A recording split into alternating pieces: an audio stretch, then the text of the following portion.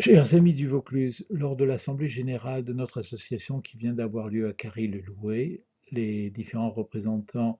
du Vaucluse étaient là et nous ont parlé des activités autour d'un diaporama qui avait été préparé par Elisabeth Guérin, Fabienne Vincineau et les autres responsables.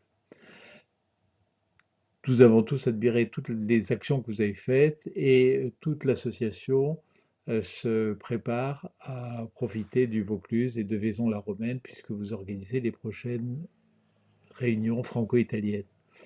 Une grande déception a été néanmoins qu'à la fin, lors du conseil d'administration où nous nommons les différents responsables départementaux, nous n'avons aucune candidature pour prendre la présidence de votre département, pour prendre la responsabilité départementale et s'intégrer dans l'équipe qui anime toute notre association dans chaque département et au niveau régional. J'espère que l'un ou l'une d'entre vous pourra se décider à participer et pour que vous voyez que la responsabilité, même si elle est très belle, est une responsabilité qui est tout à fait portable et supportable. Je vais vous montrer ce que disent nos statuts et notre règlement intérieur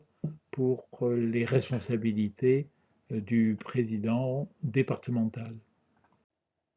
Tout d'abord, comme vous voyez dans les statuts, le département est un maillon essentiel de notre structure puisque c'est à travers les départements que sont regroupés les adhérents, que s'organise la vie et les activités de tous les jours de l'association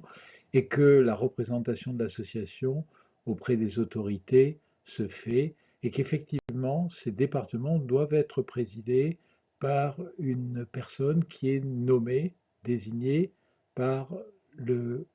conseil d'administration, mais évidemment sur la base de candidatures venant du département. Évidemment, pour fonctionner, le département a un budget. Alors, soit il présente le budget en début d'année s'il y a beaucoup d'actions, soit alors, de toute façon, le président local, départemental, peut ordonnancer jusqu'à 300 euros pour mettre en place des actions qui sont nécessaires au niveau local. S'il n'y a pas cette validation par un président local, il n'y a pas de possibilité d'engager des dépenses au niveau local sans remonter au conseil d'administration, ce qui est très lourd et d'une certaine lenteur. Le rôle des départements est précisé par leur règlement intérieur et vous voyez dans le détail que ce soit les adhésions, les informations, toutes choses que vous faites et il s'agit simplement à travers le président de mettre en coordination, d'assurer un peu la coordination de toutes ces actions locales qui existent sans doute déjà, mais pour qu'elles soient mieux en coordination avec l'ensemble de l'action régionale.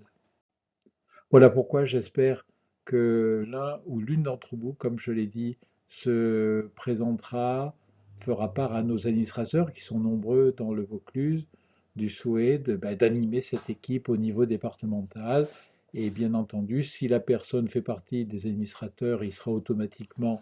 informé des actions. Et s'il n'est pas administrateur, ce n'est pas un problème puisque les présidents délégués de départements qui ne sont pas administrateurs reçoivent les mêmes informations, les mêmes accès que les administrateurs pour pouvoir accéder aux listes des adhérents et toutes les autres actions ou toutes ressources qui sont nécessaires. Voilà, je compte sur vous. Faites-moi signe, parlez à vos administrateurs, appelez-moi euh,